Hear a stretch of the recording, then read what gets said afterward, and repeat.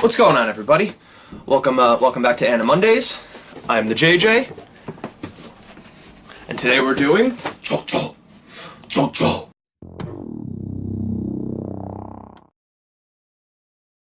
JoJo's Bizarre Adventure is today, part 1, 2012 to 2013. This first string of episodes came out. We'll start with episode 1. We open with Dario Brando finding a car wreck, and it's the Joester's carriage, and it's this really well done scene that just paints the picture of everything that's to come. You get that the Brando name is scummy because he's basically pickpocketing the dead body. He's grabbing this ring, which comes back later. You have George Joester, the father, laying down, and Dario, excuse me, walks up to him and basically, well, as I said, tries to mug him, but he wakes up and grabs his hand. You came to help me. Yeah. Mrs. Joester is in the carriage. She's dead, unfortunately. And then you also have the crying baby, which we can assume is Jonathan, and this all sets up a major relationship going forward for the Brandos and the Joesters, which is a major point of it's Hatfield and McCoy's. Like I said, Dario lies to make it seem like he came to help, which sets up the whole relationship between the two, which develops into Dio living there, which this story, step by step, decides to take its time and really explain what's happening. I'm gonna tip my hand here. I'm gonna show you behind the scenes. This isn't the first time I filmed this. I filmed this previously with my friend Menace. Shout out to you.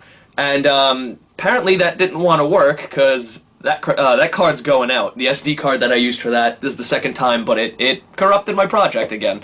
First one was One Punch Man, which I will eventually put back out. For some reason, it's going to take a little while. We've got to continue our regular videos, so anyway, back on topic.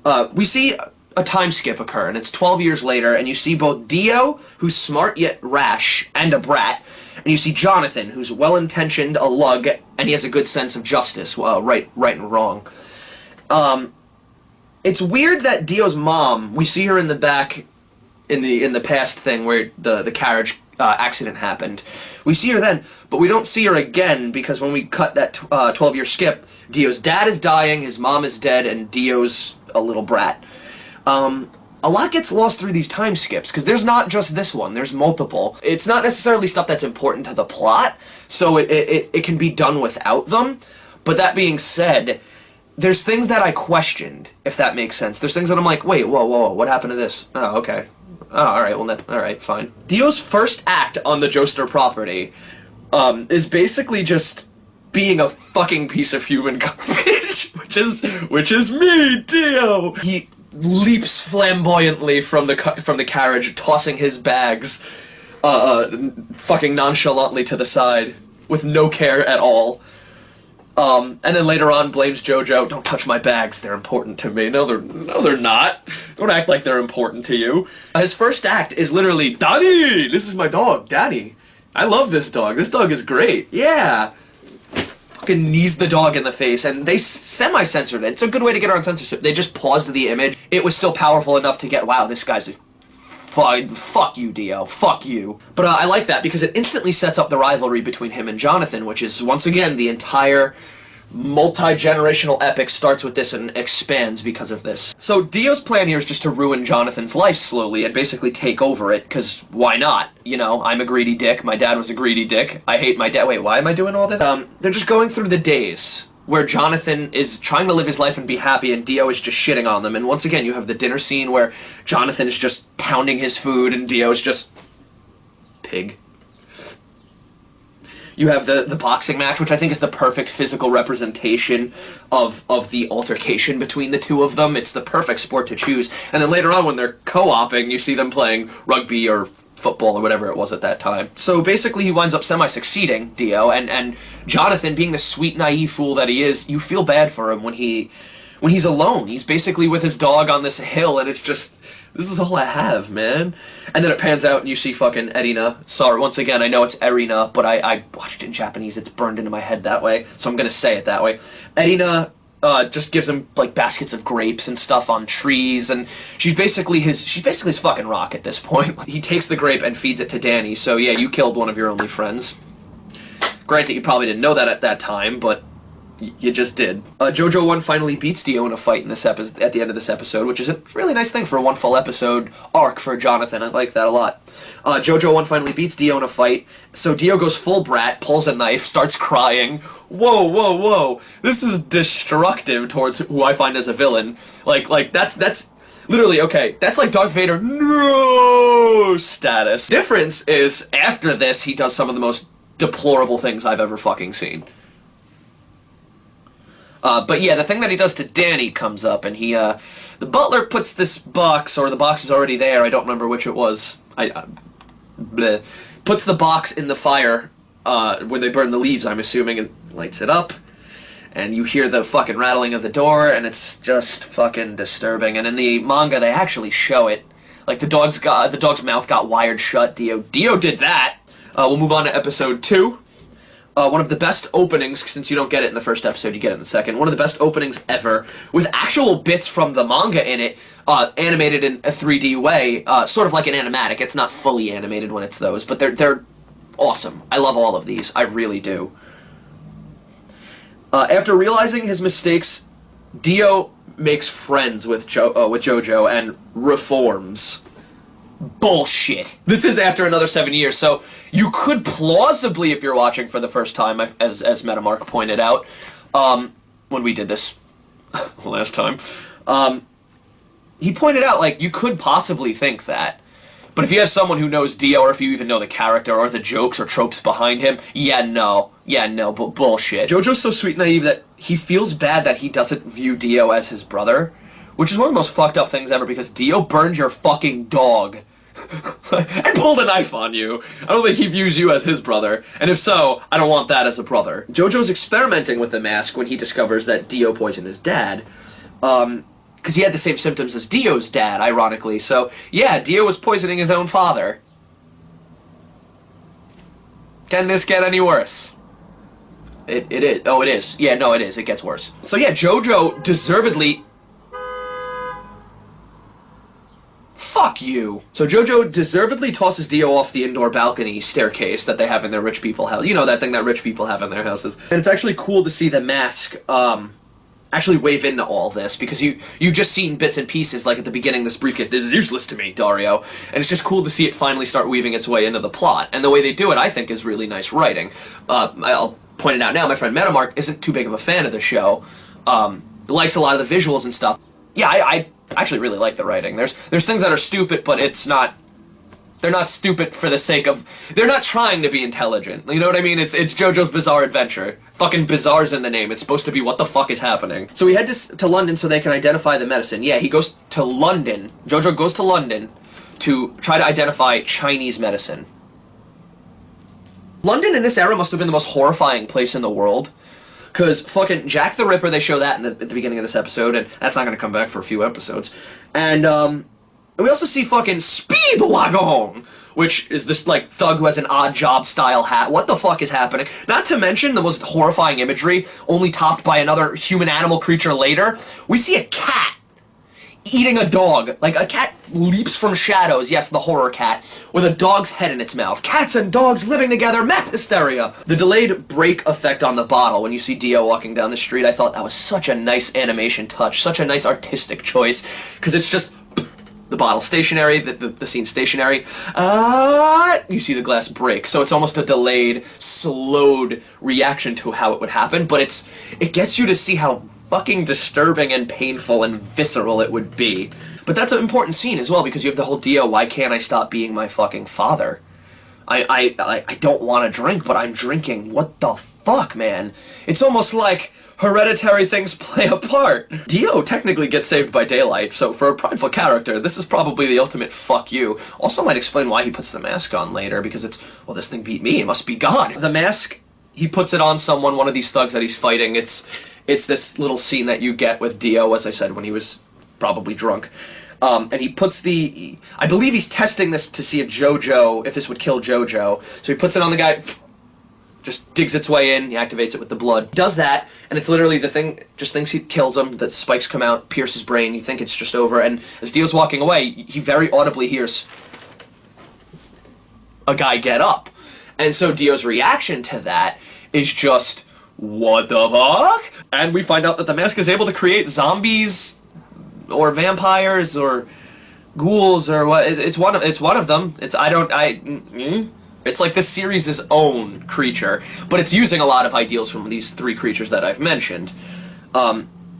Metamark actually had a good theory where it's basically, it creates a vampire. If that vampire bites someone, they become zombies, and if the zombies sort of have ghoul-like tendencies because that's basically a zombie bit by a vampire, sort of like the Hellsing thing. I like that, but the series doesn't say it. Shout out to Mark, that was a good theory. And the end of this episode with a cliffhanger of JoJo and Dio ready to face off. It's a great cliffhanger for this episode, and we also, I just gotta say, that meaty bass riff. The best way to end every episode. Moving on to episode 3, Dio is lying to JoJo about why he did all that he did. I'm a victim of circumstance, I'm a victim of my own upbringing, and you claimed that that was a lie, like you were bullshitting, but you were using some truth there. I think you know your own problems. When you breed a negative spawn in a negative environment, it's not going to create a positive. It doesn't work that way. It's not math. Having Speedwagon come all the way back to help JoJo from London. He follows him there because after the fight he realizes, he notes specifically, like, you are way too naive for this, as he calls off his Red Sea of gang members. Yes, I just compared Speedwagon to Moses. Dio's willing to beat the Joesters so much, he wants it so badly, that he's willing to abandon his humanity, and he then activates the mask on himself. I love Dio getting shot out of the window, but it's funny because it's a good moment to show that JoJo isn't really thinking of killing people yet. He even despite the fact that this guy is a fucking vampire who just burned my dog, pulled a knife on me, fucking killed my father, killed his own father. Like, the list goes on, motherfucker. Pull the trigger. We see that back in the day, George Joester in a cutscene about the past, about Dario and him. Dario gets Jean Valdario'd, and George pulls a Le Joester Rob, and he removes Dario from jail, lies to the cops, and says, no, I gave him that ring. George poetically dies in Jonathan's arms, like, really well done scene. Like, it brings the entire room to tears, because because George, there's so many fucking Joesters, because George, brings the room to tears, and he's just the greatest guy in the world. It's literally, he's so gentlemanly, so perfect, that it's just, everybody mourns him when he dies.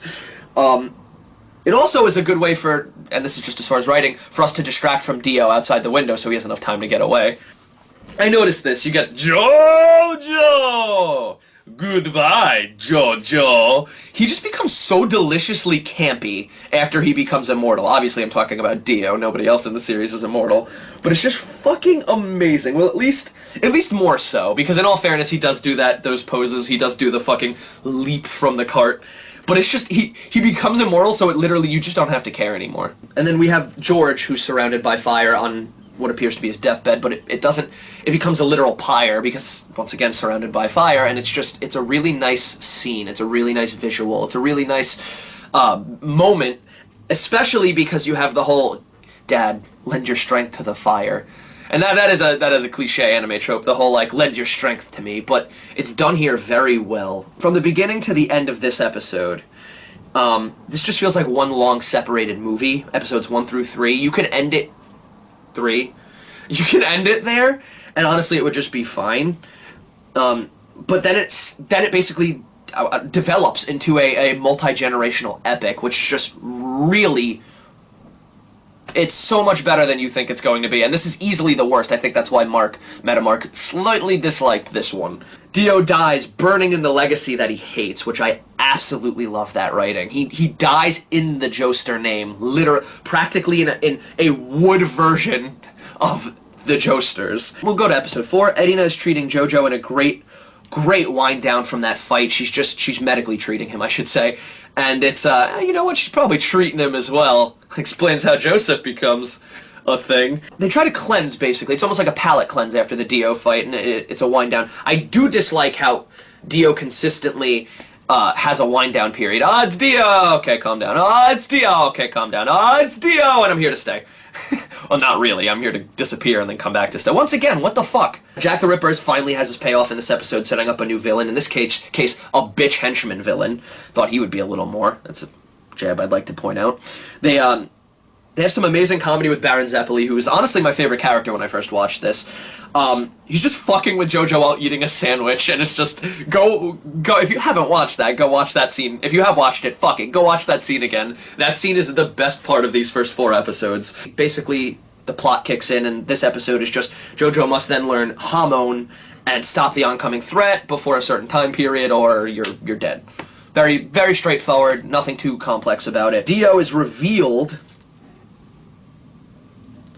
alive and more evil than ever, and JoJo undergoes a Hamon training montage.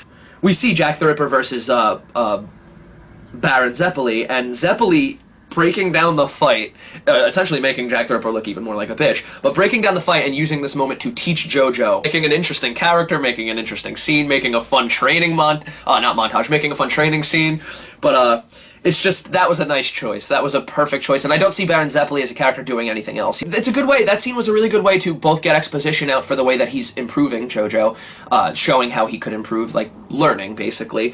And then it's also funny. It's also a good scene. Baron sets the challenge down for this episode to help him learn Hamon, and if JoJo spills a single drop of wine that Zeppeli gave him in this cup, then he will cease to teach him, and effectively dooming a nice chunk of people, if not the world, if not humanity. What are you doing? That's a bad choice, Zeppeli. Wine gets him to awaken his Hamon, which could arguably be the intent of that scene. He could have done, because he does, Metamark pointed out to me, he does afterwards cut back to Zeppeli, so it did work, basically. Okay, fair enough, that could have been his intent. And we'll see that they'll get, in my opinion, after Jonathan, it kind of, like, goes like this, where Joseph is like, okay, I gotta learn and shit, and then it slowly starts going back to being intense. Because when you get to Josuke, he just puts his fist through people. We move on to episode 5, Zeppeli walking on water.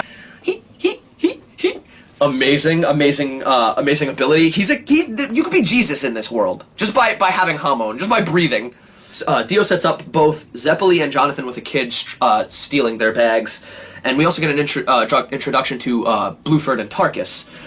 They said Tarkus, it would probably get translated to Tarkus, and it's easier for me to say Tarkus, so I'm gonna say Tarkus. This episode gets pretty homoerotic, too, because there's a scene where you have Speedwagon, who's just, oh, Zeppeli, your arm? Dio freezes Zeppeli's arm. Oh, your arm is frozen? I got you. Circulation. Yeah, boy. Yeah. You like my abs? It's the creepiest thing.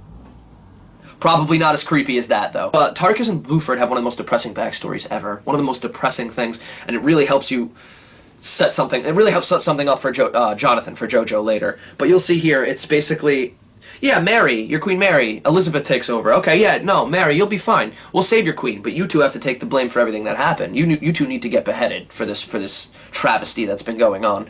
And so basically they go, oh, okay, yeah, that's fine, we'll do that. Just as long as Mary's fine. We're noble knights. Of course we would take the beheading for our queen. And as their heads are in the stocks and the executioner is about to do it, he starts laughing at them. And he's like, you guys are idiots. You really thought we saved Mary? Yeah, do you not see that head over there? I don't know how you didn't see that coming up to this, but do you not see that head over there? Yeah, that's her head. JoJo has a sudden realization that, one that he's never had to deal with, he actually has to kill another fighter. He has the look of someone who just gets it. Like, it's basically just one of those moments where it's, fuck, I didn't realize with Dio, and look what happened, and this is the realization I have to have now. I actually have to kill these. And you know what's worse is Dio's a horrible person. I think these guys are actually good people. Zeppeli gets a backstory, which is another shit moment, because it sets up Tom Petty for later, but it also sets up the tragic downfall of Baron Zeppeli, which, yeah, they introduce a really good character only to have him die a few episodes later. Could consider that a negative, but it's sort of impactful. I thought that was a really great death. I think it lands in both camps. It's a dumb decision, but it works for what they did. I do think it was a little hard-handed way to set up his death. Yo, he's gonna die. Yo, did you get that? He's gonna die. But yo, in this backstory, they totally say something different, but that totally something different is that he's going to die. Do you know that he's going, like, yo, motherfucker, do you know that he's going to die? There's no logic, because Zeppeli says he can't destroy metal when they're locked in this room, but the around the metal door is just a bunch of, like, stone lane brick. I've seen you break stones. The boy's backstory really slows down the plot here. Poco is the boy. He's no Smokey, I'll tell you that. Smokey Brown for president. It slows the plot where it's paced. You could have done this whole thing, if the point of it was to introduce his sister or just to make him more compassionate, you could have done that later. nobody really cares about Smokey. I think the intent is this for that one scene when Poco gets, I probably said Smokey, I apologize. Between Smokey, Poco, and the girl with Jotaro, there's just always that little weird boy or girl following them. But, gets smacked into the wall and you see he's bleeding, and maybe that's more compassion for that later? Maybe that's the intent? But either way, it's just, Poco mans up and pulls the lever, as I just mentioned, which, after intense head trauma, which I guess could try to earn some brownie points for some people, as far as, like, the iron will, I will never say die attitude. It's a trope at this point. It's going to be in every anime. I think that's ingrained in the culture that it comes from. Move to episode 7. There's not much else I can say about that. We start with Tonpetty training Zeppeli in the past on a wire over a canyon during a blizzard. This is awesome. Zeppeli gets cut in half by the chain, which, wow, that's really fucked up. The problem is it's brutal, but it's censored. In one of the rare cases, I'll say the censorship didn't probably necessarily ruin anything. It just would have made it more impactful.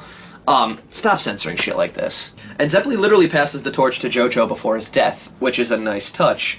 Ultimate Deep Pass Overdrive! JoJo beats Tarkus with a tear in his eye. Bittersweet due to the loss of Zeppeli. Bittersweet because, honestly, these were nice people. Just, did I want to win this? Did I even want to do this? Fuck, man. I just want to go home. To my dad that's dead. Fuck! We've seen Stardust Crusaders a little farther down the line. You'll know a character named Polnareff. And I swear to God, we meet this character, Dyer, who looks exactly like Polnareff. It's his dad. I'm convinced. Dyer Polnareff. As JoJo, Poco, Speedwagon are walking, and we also meet Tonpetty, and it's this nice... we can learn from the source now type moment, and we'll talk to them and learn some shit. We cut then to Dio, who has a cat-headed bird, 2 people-headed dogs. What? You know what? I'm not even going to touch on that. What the fuck is all this? But I'm not even going to go into detail. Yeah. Move to episode 8. Not Smokey, that's his name now, that's Poco's name. Not Smokey's sister is missing due to searching for him. And we find out that she's, I believe, under Dio's employ. Yeah, she's with Dio. And Dio introduces Doobie, who just rips her skirt off. I don't know if that was, you know, it is Japan, so I'm just going to go ahead and say that one and leave it at that. I'm really not going to touch that one. Later on, when JoJo comes for the rematch, Dio basically pulls the Ultimate Man and just goes, no, guards, this is my fight. It's been a while since these two interacted, so I think not only is that a good way to basically set Dio up as a good villain, a standalone villain who doesn't rely on cheap tricks, but it's also a good way to set up the generational thing later, because this altercation's probably the reason why Dio's like, okay, the Joester name's ridiculous, this is why I'm gonna torture them. See you later, Jotaro. One quote in this really bothered me. This battle will be decided in an instant. So now an instant, in this modern time that we're in this story, that means that instant translates to 30 minutes. Dio freezes JoJo and has a corroded artery or carotid artery. I'm not medically informed enough to know the name of that correctly, but he literally has it between his fingers, which I think is such a deliciously evil thing. It's just, I got you, motherfucker. Mark pointed out he probably should have been bleeding, but you know what, Hamon, motherfucker. No, that doesn't imply. Hamon it does but Hamon. Despite not being an instant, because that is a major stupid thing, the flow of the fight, I think, is well divided. I think, I really like the way that this sets it up. It's like, okay, Dio's winning, okay, JoJo's winning, okay, Dio's winning, okay, JoJo's winning. I like when JoJo cuts his head in half and Dio's just to straighten it, puts his head back together and just level it out. Awesome visual, awesome fucking creep factor there. JoJo cries over his lost brother. Speedwagon cries over Zeppeli. Dio falls to his death. I mean, let's be honest, he's not fucking dead. And ending in JoJo winning, but almost dying to eye lasers. You see that. It's also a setup, but we'll get there in a minute. Episode 9. It starts with Dio being reborn. I mean, he doesn't die. Fucking, this is my problem with this. Fucking really? Already? Already? He's coming back already? You just killed him off. Why even do that? Just have him fucking run away. Oh, because then Dio couldn't run away. That would kill his character. Oh, I think I'm catching on to that. I don't know. I'd have to think on that a little bit more. I need a little more time to think on that one. I both like and dislike that at the same time. Dio's coffin intersecting visually with JoJo on the streets. I like that a lot. It was a nice camera shot. Kind of a fun convenience in moment, which you don't get a lot. You get a lot of negative conveniences. This is just for a nice shot and I like it. It doesn't affect anything or move the plot. It's just Ah, these two are always constantly doomed to intersect. I like that. Having Dio interrupt the scene was a good way to show him interrupting JoJo's life, basically. Having JoJo's ride on to his honeymoon. On JoJo's ride to his honeymoon, Dio basically interrupts and just steals his body, just casually. Just, yo, I'm gonna take this, kill you, and jack your body. Dio treats it like it's fucking casual. That's just the most ridiculous thing ever. It's just, yo, JoJo, what's up? I'm ahead in the glass. Yo, Futurama. Dio and Erina basically reunite. Reunited, and it feels so bad. Reunited, cause you killed my husband's dad. It's weird because I thought it would be more impactful, but it's, she acknowledges it. She's like, oh, it's Dio, you're the guy that did all that stuff. But it's not as impactful as it should be. Nice that they had to meet again, I guess, though. Dio isn't a douche when you prove your worth, hence the whole, show him respect by severing his head painlessly. He reduced me to my current state, you know. That's quite impressive. Once again, proving Dio's a great, competent, solitary villain. I love that. I love that Dio gives credit where it's due. JoJo uses his last bit of Hamon to save Erina by beating Wang Chen. Even when about to die, this guy's fucking Captain America. He just, everything he ever needs to do is Superman is a better, more apt comparison. Everything he needs to do is just done. JoJo manages to blow up the ship and take shrapnel for Erina, while also killing Wang Chen and using him as like a IED. And it's just like, and while beating Dio for this current time, beating Dio. JoJo dies cradling Dio's head in just a really powerful scene, because it's, wow, I couldn't save my brother, I couldn't save this human being, I couldn't save the human beings he killed. It's just a really human moment for him, and he's been a relatively unhuman character until this point, so it's just really impactful. I personally this one really hit me, to be honest. More so than the dad dying, which is weird. Erina and her baby float away to safety in a coffin. So yeah, that was it for Anna Mondays, really. You've joined us for JoJo! And I'll just quickly say this before the outro. This is one of my favorite personal series. It was a long-running manga back in the day, and it's currently getting a nice run for an anime now, and I really like it. There's a lot of fun to be had here, and if you like fun, this is your kind of series. If you don't, if you get too caught up on minutia with this series, you will not enjoy it. Yeah, that's pretty much it. You've been watching Anna Mondays. We appreciate you joining us. Go ahead and click the description bar below, that little arrow. It'll tell you what we're doing next week. I'm the JJ. Metamark should have been here, but he, unfortunately, we got corrupted, and we'll see you next week. Don't forget, make like the North Wind, like the Vikings, JoJo!